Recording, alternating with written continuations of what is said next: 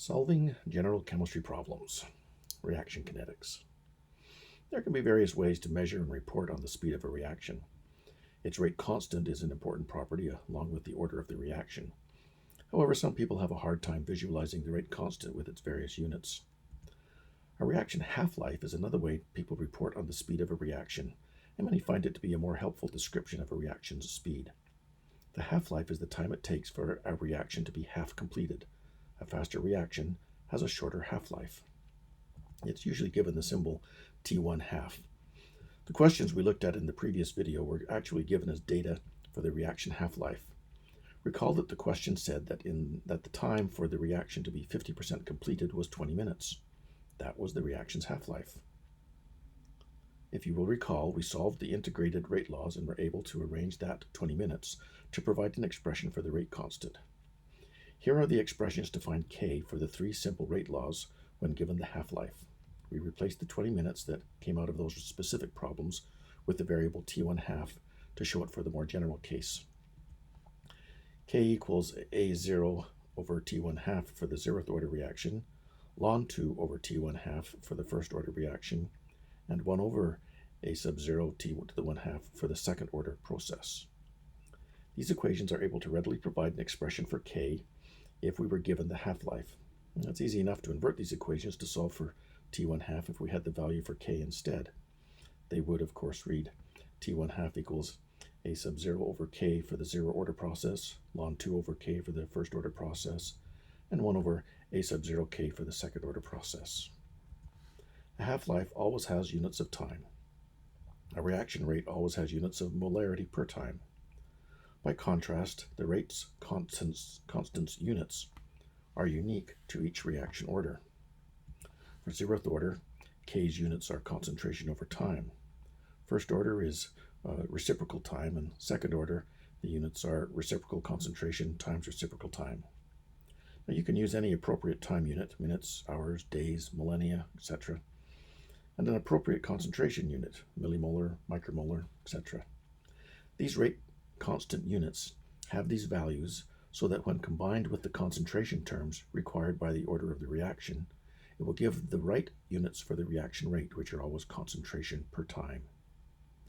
With these equations, you know the initial concentration, and if you know the initial concentration and are given the half-life, then you can readily write down the rate constant for the expression, and vice versa if you want to find the half-life from the rate constant. So now look back on the question we viewed at the end of the last video. Here's the same problem we saw before. But now we realize that the 50% complete information is synonymous with the reaction's half-life. However, do you also realize that when the reaction proceeds further to 75% completion, that constitutes its 2nd half-life? But from that condition, when it reaches 75% overall, which is it's halfway from the 50% condition to the end, so that's another half-life when viewed as starting from the new halfway condition. For some reactions, the 2nd half-life is the same as the 1st. For others, it can be shorter or longer. Let's see how that works out. Now, we will directly use these expressions connecting rate constants and half-lives to solve this problem rather than appeal to the integrated rate laws as we did before. Another issue is that we are having to distinguish the 1st half-life from the 2nd half-life. As well, we need to distinguish the reactant concentration at the beginning of the 1st half-life from that at the beginning of the 2nd half-life. So I'm going to call A sub 1 that concentration at the beginning of the 1st half-life, and yes, that is identical with what I used to be calling A sub 0. I'm just changing the notation for this problem. Now we use subscript 2 for the concentration at the beginning of the 2nd half-life. By definition of half-life, A sub 2 must equal 1/2 of A sub 1. This new notation is just to make the language consistent with this idea of 1st and 2nd half-lives. It's just a useful notation for this problem, nothing more profound than that. We will also put labels on the half-lives to distinguish the 1st from the 2nd. Now, since they already have a subscript of 1/2, I will put a 1 or 2 in parentheses afterwards. Again, this is just meant as a convenient notation for this problem alone. Don't read too much into it. So let's start now with the 0 order reaction. Take the relation connecting rate constants and half-lives. We are given the information for the 1st half-life, that is, the 20 minutes. Our task is to find the value for the 2nd half-life. Now, take the inverted version, but write it for the second half-life. Now, this is important. We are about to find that the second half-life is shorter than the first half-life. This turns out to arise because it depends upon the concentration at the beginning of each half-life period, which is different. However, the rate constant K has the same value throughout the reaction. K is a constant, hence its name rate constant. So make two substitutions. First, substitute the value for K from the first half-life data. Second, recall that A sub 2 must be 1/2 of A sub 1. The concentration terms cancel. Watch all of the division signs, gather it together, and find that the second half-life is only half as long as the first, 10 minutes. The time to reach 75% completion is the first half-life time plus the second half-life time, or 20 plus 10, or 30 minutes. If you think about the zeroth order reaction whose rate is constant throughout the reaction, then it takes 20 minutes to go 50% of the way. It makes sense for it to take 10 minutes to go through the next 25% of the way. 30 minutes makes good sense when we're speaking of a zero-order reaction. Now, first order. Take the expression for K for first-order reactions and substitute the information given for the first half-life to determine that K. Again, its value is constant throughout the reaction. Now, just a heads up, if you look at these equalities that are shown right here, you may already see what the value for the second half-life must be, but we're going to work through it anyways. So write the expression for the second half-life and substitute for this K value. Cancel the ln 2 terms and find that the second half-life is equal to the first. For the first order reaction then, the time to 75% completion is 20 plus 20, or 40 minutes. The field of reaction kinetics works a lot with first-order reactions. One of the reasons is that the half-lives do not depend upon concentration, and therefore each subsequent half-life is the same length of time as the first one. We will run into many situations where this simplifies and clarifies processes. So what about second order? Well, take the expression for K for this reaction order, put in the data for the first half-life. Substitute in for the expression for the second half-life. Recall the relationship between the concentration at the beginning of each half-life. Substitute for A sub 2 and for K. The A1s nicely cancel. Reorganize while watching out for all the division symbols. The second half-life is twice that of the first, or 40 minutes. The time to 75% completion is 20 plus 40 equals 60 minutes. Only first-order reactions have half-lives that are independent of concentration, and therefore the same length of time from one half-life to the next during a particular reaction. Of course, different first-order reactions have different half-lives, but for a given first-order reaction, all half-lives are of the same length, regardless of how much starting material is present.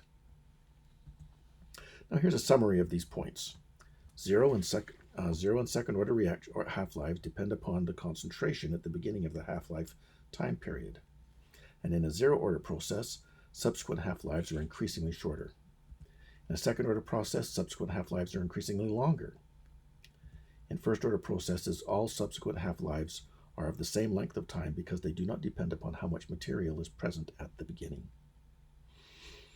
Here's another visualization of half-life. This is the data from the cisplatin hydrolysis reaction we looked at before. The initial concentration is 0.04 molar, so half of it would be when the concentration reaches 0.02 molar. The time to do that is the half-life. This marks the half-life time. From the original data, we can determine the rate constant from a logarithm of A plot versus time. When we do that, we get a rate constant of 1.501 times 10 to the minus 3 per minute. And from this, we can get the half-life. The reaction is first order, so we divide the rate constant into ln 2 to get a half-life of about 462 minutes. Now you can see that this is consistent with the graph. Since it is a first-order reaction, the second half-life is 2 times 462 equal to 924 minutes. This is indeed the second half-life because the concentration is down to 0.01 molar, which is half of the 0.02 molar at the end of the first life. The next two half-lives occur when the concentration first reaches 0.005 and then 0.0025 molar. These occur nicely at 1386 minutes and 1848 minutes, both of which are nice multiples of 462 minutes. They're equally spaced in time because this is a first-order reaction. They would have gotten closer together if it were zero order and further apart if it were second order. Perhaps you can see why we place a bit more emphasis on first-order reactions. They have some useful properties. But additionally, they are found in many more situations besides chemical reaction kinetics. Perhaps the most common one is that of radioactive decay. It's common in general chemistry to explore the kinetics of radioactive decay. Nuclear chemistry is an important part of the chemical field. We want to explore a small aspect of it, namely the kinetics of the decay processes. There are 118 known elements. The identity of an element is determined by the number of protons in its nucleus, which in turn determines the number of electrons in order to be electrically neutral, which in turn determines its chemical behavior. An atomic nucleus contains neutrons which change the atom's mass but marginally affect its chemistry. Each combination of protons and neutrons is called a nuclide. There are many thousands of nuclides known, but only 252 of them appear to be radioactively stable. All of the rest are unstable and undergo various forms of radioactive decay. This happens because the nucleus of that nuclide has excess nuclear energy, and the conversion to different nuclides releases some of that and creates a more stable nuclide. Radioactive decay occurs as one of 6 possible reaction mechanisms: alpha decay, beta decay, positron decay, electron capture, spontaneous fission, and isomeric transition. Gamma radiation is commonly associated with many of these decay processes. In the early days of exploring radioactivity, researchers knew that something of tremendous energy was being emitted from such substances. They came to recognize 3 different emission types based upon how well it penetrated barriers set up to absorb them. They did not know what these emissions consisted of, so they just called them rays and labeled them according to the initial letters of the Greek alphabet. Alpha rays could be stopped by just a piece of paper. Beta rays could be stopped by a sheet of glass. Gamma rays required a thick piece of lead to stop them. We now know that alpha emission consists of a helium-4 nucleus with very high kinetic energy. Beta emission consists of electrons, or their antimatter counterparts, positrons, also possessing very high kinetic energy. And gamma rays are extremely high-energy photons. What is important for our current studies is that the kinetics of these radioactive decay processes are all first order. Because they are first order, it is most common that their radioactivity is reported in terms of their half-life. We know the equation that can turn that into the reaction rate constant, and with that we can use the integrated rate law to solve any problem. Here's an interesting problem. Potassium-40 is a radioactive nuclide. It has 2 principal decay pathways. The major decay pathway is by beta emission to calcium-40. This accounts for 89.3% of the decay processes. Remember that the beta minus in this reaction equation is really just an electron. You will encounter nuclear reaction equations written both ways, using either a beta symbol or an electron symbol. The other entity in this reaction, symbolized by the Greek letter nu, is an anti-electron neutrino. The requirement of the conservation of energy led early researchers to the need for the neutrino to be a reaction participant. That it is an antimatter neutrino, symbolized by the overbar written above it, arises from the need to conserve lepton number in the reaction. But neutrinos are undetected in our experiments, and so we don't think more about them at this time. It can also decay by electron capture to form argon-40 in the other 10.7% of the time. The participation of the electron neutrino is as before. This time it is a normal matter neutrino, not antimatter, to again conserve lepton number since the electron is being consumed this time. Potassium-40 decay is believed to be the 3rd most important source of heat that keeps the core of the Earth hot enough to have molten metals circulating to produce our protective magnetic field. Without it, the solar wind would have blown our atmosphere away a long time ago and no life could exist on Earth. As well, potassium is abundant in our bodies, and the decay of potassium-40 is one of the most common natural sources of radiation we encounter. For a 70-kilogram person, potassium radioactive decay events inside their body occurs at about 4,400 per second throughout their lifetime. But what we want to explore is the radiometric dating of rocks. When a rock is molten, gases will bubble away. As it cools and solidifies, any gases produced thereafter will be trapped. In various rock types, including micas and clay minerals, one can imagine a sample containing potassium but no argon upon cooling because it has all been driven off while it was molten. Once it cools and solidifies, any decay events that produce argon will keep the argon trapped inside. If we take a sample of that rock many millions of years later and if we measure the amount of argon and potassium contained in it, we can calculate the years since the rock first cooled to a solid. What we need to know is the amount of potassium-40 at the time of cooling and the amount of potassium-40 that is now present in the sample. We can measure the potassium-40 currently in the sample. We find the amount present originally. We must add to it the amount of calcium-40 and argon-40 that came from radioactive decay. The calcium is a problem because calcium in the rock can come from many other sources. But the argon-40 should only be there because of decay. And since we know that the argon decay path occurs only 10.7% of the time, we can divide the measured argon by 0.107 to correct for the unmeasured calcium as well as the measured argon.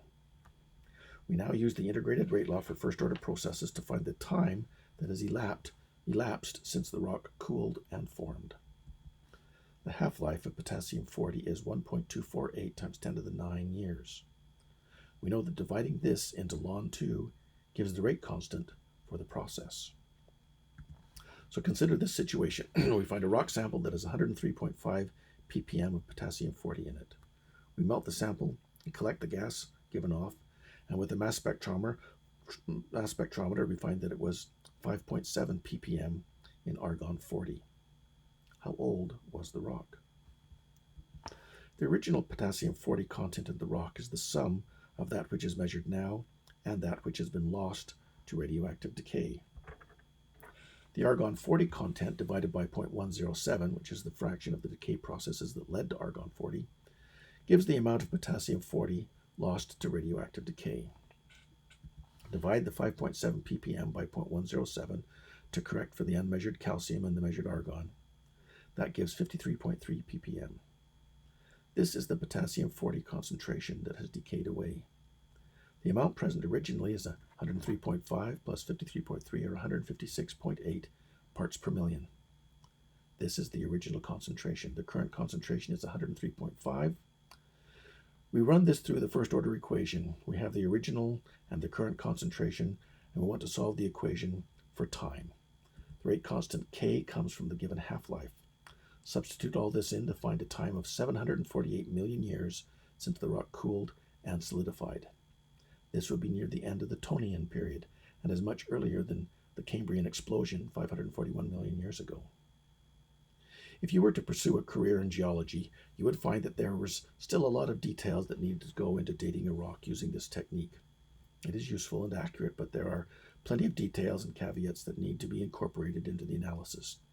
For our present purposes of general chemistry, we just want to focus on how first-order reaction kinetics provide a key mathematical connection between measured concentrations and time. Here is another half-life problem you might encounter. Nitrogen dioxide is a major component of urban smog. One of its reactions is to decompose into nitric oxide and oxygen. An experiment was set up to study this reaction by measuring the half-life of the reaction as a function of initial concentration. NO2 is brown in color while the product gases are colorless.